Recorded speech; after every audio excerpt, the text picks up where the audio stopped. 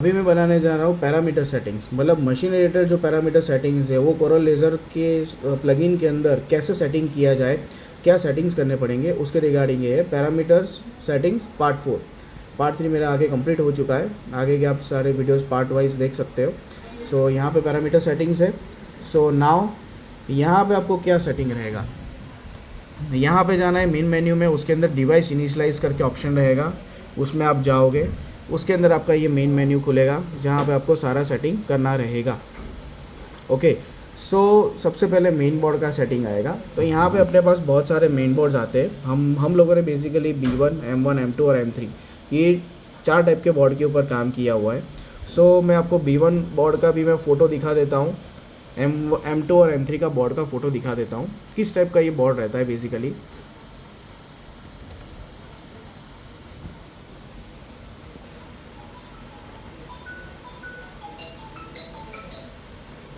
ये B1 board है, ये यहाँ पे ऑलरेडी B1 बोर्ड लिखा हुआ है। ठीक है, ये हमारा M2 नैनो बोर्ड है। ठीक है, तो मशीन के साथ में जो भी बोर्ड आएगा उसके ऊपर इस तरीके से लिखा होगा, M2 नैनो बोर्ड होगा या फिर B1 होगा, इस तरीके से लिखा होगा। वही सेम आपको मेन बोर्ड का वर्जन चूज़ करना है। अगर M3 रहा M3 नैनो तो यहाँ पे M3 नैनो लिखा हुआ है। सो आपको वही बोर्ड का वर्जन चूज़ करना है, या फिर ऐसा भी बोल सकते हो पर्पल बोर्ड है तो आपका M3 रहेगा। अगर सपोज़ कि ये पूरा ढका हुआ है या निकल गया है, वॉटेवर जो भी रीज़न है। ठीक है, सो अभी मेरे पास हम लोग जो स्टैंडर्ड है, हम लोग अभी लेटेस्ट वर्जन यूज़ करते हैं which is M3 main board. So मैं यहाँ पे M3 चूज़ करूँगा। ओके, उसके बाद आपको डायरेक्ट आ जाना है कोऑर्डिनेट मतलब इसका मतलब ये होता है कि मशीन के अंदर आपका होम पोजीशन कौन सा है। मतलब कि मशीन बंद होने के बाद जब आप वापस मशीन चालू करते हो तो मशीन आइदर टॉप राइट में जाती है या फिर टॉप लेफ़्ट में जाती है। That is depends on the machine manufacture और मशीन के कोऑर्डिनेट सिस्टम के ऊपर है। या ये भी हो सकता है कि बॉटम राइट में भी जाता हो, बॉटम लेफ़्ट में भी जाता हो। सो यहाँ पे आपको क्लिक करना है। जैसे कि अभी मेरे पास 600 बाई 600 की मशीन है, 2 फीट बाई 2 फीट का वर्किंग एरिया वाली, जो हम लोग हालांकि सेल करते हैं। A4 की भी हम लोग 12 इंच बाई 8 इंच की भी मशीन हम लोग सेल करते हैं। तो अभी हमारे A4 में जो है वो उसमें उसके अंदर जो कनेक्शन है, मतलब जो होम पोजीशन है वो टॉप लेफ़्ट होती है। और हमारे में जो 2 फीट बाई 2 फीट की जो हमारी क्राउन की जो CO2 लेज़र है उसमें टॉप राइट होता है। तो यहाँ पे मैं टॉप राइट ले लूँगा। फिर बारी आती है पेज साइज़। तो यहाँ पे अगर 2 फीट की मशीन है तो आप उसका हमारा जो working area 600 mm by 600 mm है। सेम आपको यहाँ पे मतलब पेज साइज़, वर्किंग साइज़ आपकी हो गई, और एक्स रेल और वाई रेल मतलब कि मूवमेंट साइज़ के मूवमेंट भी आपको कितना करवाना है। ओके, वो भी आप यहाँ पे डिफ़ाइन कर सकते हो। तो विच इज़ ये दोनों की दोनों चीज़ें आपकी सेम रहेगी, ऑलवेज़ ये ध्यान रखना। ओके, फिर आपका ओरिजिन मतलब कि होम होने के बाद ये कितना हल्का सा मूवमेंट आगे करके आएगा, ताकि क्या है कि जब लिमिट सेंसर से हल्का सा वो आगे आके खड़ा रहेगा, वो ये ओरिजिन एक्स और वाई।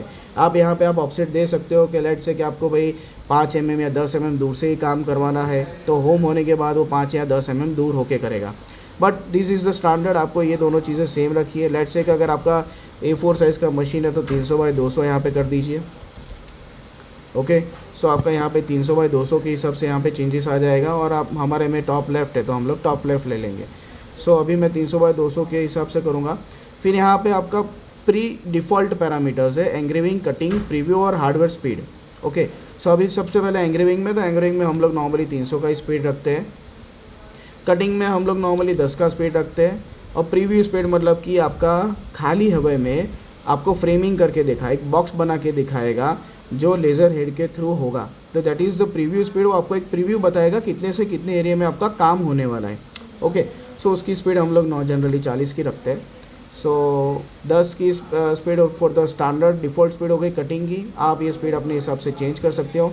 ये तीनों की तीनों जो चीज़ें वो वेरिएबल है, आप अपने हिसाब से सारा का सारा चेंजेस कर सकते हो। ओके, यहाँ पे पावर सेक्शन है। पावर सेक्शन में ऐसा है कि हमारे मशीन के अंदर हम लोग through the software power controlling देते हैं, which is only on M3 main boards के अंदर ही अवेलेबल है। ठीक है, सो M3 मेन बोर्ड अगर आपका है तो उसके अंदर से पावर कंट्रोल हो जाएगा। वो भी लेटेस्ट वर्जन का होना चाहिए। ओल्डर वर्जन का M3 होगा तो उसके अंदर पावर कनेक्ट नहीं होगा। वो उस टाइम पे जब कंपनी ने M3 मेन बोर्ड निकाला था तब उन्होंने ये फीचर नहीं दिया हुआ था। लेकिन अभी के जो लेटेस्ट आ रहे हैं वो सब में ये वाला फीचर अवेलेबल है कि आप पावर कंट्रोल कर सकते हो थ्रू द सॉफ्टवेयर। ओके, सो यहाँ पे हम लोग एंग्रेविंग के लिए स्टैंडर्ड 25 का पावर रखते हैं और कटिंग के लिए हम लोग 50 का पावर रखते हैं। और प्रीव्यू में पावर की ज़रूरत नहीं है, वरना अगर प्रीव्यू में हल्का सा भी अगर पावर देते हैं तो प्रीव्यू के टाइम पे भी एक बॉक्स बनेगा थ्रू द लेज़र, तो आपको उस टाइम पे प्रॉब्लम आ सकती है कि भाई मेरा पावर क्यों आ रहा है प्रीव्यू के अंदर। सो यहाँ पे आप चेक कर लेना प्रीव्यू में यहाँ पे कोई पावर तो नहीं दिया है, बेसिकली यहाँ पे 0 ही होना चाहिए। ओके, इसके बाद आता है, इतना सेक्शन मेरा कंप्लीट हो गया, एनेबल इंटरप्ट। ये एनेबल इंटरप्ट ऑन रखना। डिसेबल रीसेट होम कभी यूज़ मत करना, अगर आप गलती से कर देते हो तो पूरा सॉफ्टवेयर अनइंस्टॉल करके वापस इंस्टॉल करना पड़ेगा, क्योंकि ये जो है वो मदरबोर्ड के अंदर पूरा उसका एक फिक्स हो जाएगा कि भाई रीसेट होम करना ही नहीं है, और फिर आप आगे प्रॉब्लम में आ सकते हो। सो बेसिकली इन दोनों चीज़ को छूना ही नहीं, एनेबल इंटरप्ट ऑन रखना है और इसको डिसेबल ही रखना है। उसके बाद आता है डिवाइस आईडी। ठीक है, अब डिवाइस आईडी कहाँ से आप डालोगे? सो मैं अभी आपको डिवाइस आईडी दिखाता हूँ, डिवाइस आईडी कैसा होता है, कहाँ पे होता है। So this is the device ID. यहाँ पे ये जो स्टिकर है बेसिकली डिवाइस आईडी है। अगर M2 में होगा तो यहाँ पे इस तरीके का डिवाइस आईडी होगा, अगर आपका B1 होगा तो भी यहाँ पे इस तरीके से डिवाइस आईडी होगा। So this is your device ID. अगर ये स्टिकर निकल चुका है तो फिर अपने कुछ नहीं कर सकते, आपको नया बोर्ड ही डालना पड़ेगा। ये डिवाइस आईडी अपने को मिल नहीं पाएगा, क्योंकि डिवाइस आईडी के थ्रू ही आपका डोंगल एक्टिवेट होगा, और डोंगल आएगा इसके साथ में, उसके बिना आपका सॉफ्टवेयर भी रन नहीं कर पाएगा। सो डोंगल भी आपको अटैच करना पड़ेगा for the coral laser activation through the software. मतलब कि अगर आपको कोरल लेज़र के थ्रू अगर आपको कटिंग करना है तो इसके साथ में, मशीन के साथ में एक डोंगल भी आया होगा, वो डोंगल भी आपको अटैच करना पड़ेगा। उसके बाद ही आपका कोरल लेज़र जो है, वो जो सॉफ्टवेयर है वो आपका एक्टिवेट हो जाएगा। सो ये वाले आपके जितने भी है ये सारे के सारे आपके डिवाइस आईडी है। तो आपको ये वाला जो डिवाइस आईडी है वो यहाँ पे आपको कॉपी कर देना है, या फिर सेम टू सेम आपको यहाँ पे राइट डाउन करना है डिवाइस आईडी। उसके बाद आएगा एडजस्ट थ्रेड प्रायोरिटी। तो बेसिकली ये चीज़ क्या है कि जब अपने डेटा देते हैं through the computer to machine, laser machine, okay, so जब यहाँ से जब डेटा जाता है तो क्या होता है कि बहुत सारी प्रोसेस और भी बैकग्राउंड में चलती रहती है कंप्यूटर के अंदर। तो कई बार ऐसा होता है कि भाई डेटा जाने में कई बार देरी हो जाती है, तो उसकी वजह से क्या होता है कि मशीन जो है थोड़ा रुक रुक के चलता है, अपने को ऐसी वाली डिफ़िकल्टी आती है। तो यहाँ पे अपने को नॉर्मली है कि आइदर आप आइडल प्रायोरिटी रखिए या फिर हाई प्रायोरिटी रखिए। हाईएस्ट प्रायोरिटी में क्या हो जाएगा, फिर आप बाकी की जितनी भी प्रोसेस हो रही होगी कंप्यूटर के अंदर वो फिर सब डीम हो जाएगी और इसका ही सबसे ज़्यादा प्रायोरिटी दिया जाएगा। So usually we use the higher priority. और एंटी डिस्टर्ब रखेंगे। एंटी डिस्टर्ब का मतलब ये होता है कि बीच में अगर कोई भी अगर आप टास्क कर रहे हो तो इसके थ्रू जो भी डेटा जा रहा है उसको कोई डिस्टर्बेंस नहीं होना चाहिए, ये उसके लिए है। और ये जो ऑप्शन है बेसिकली एंग्रेविंग का रिवर्स इंटरवल बोला जाता है। मतलब अगर एंग्रेविंग में बाय डायरेक्शनल एंग्रेविंग करते हो, ठीक है, तो एक लाइन और दूसरी लाइन बाय डायरेक्शन के अंदर मैच नहीं हो रही है तो इसके थ्रू आप सेटिंग कर सकते हो। फिर यहाँ पे रिपीट है 1000 टाइम्स, दैट इज़ ओके, यहाँ ये भी स्टैंडर्ड रहेगा। कंट्रोल एडजस्टमेंट स्पीड है 400 mm/s, और यहाँ पे एक और स्पीड है मैक्सिमम स्पीड। तो मशीन की मैक्सिमम स्पीड क्या रहेगी, तो दैट इज़ द 500 mm/s। यहाँ पे अगर आपके मशीन में पॉसिबल है कि अगर साइज़ सही नहीं आ रही है तो यहाँ पे आप अपने मशीन के मैन्युफैक्चरर से बात करके आप यहाँ इसके थ्रू आप साइज़ सेट करवा सकते हो।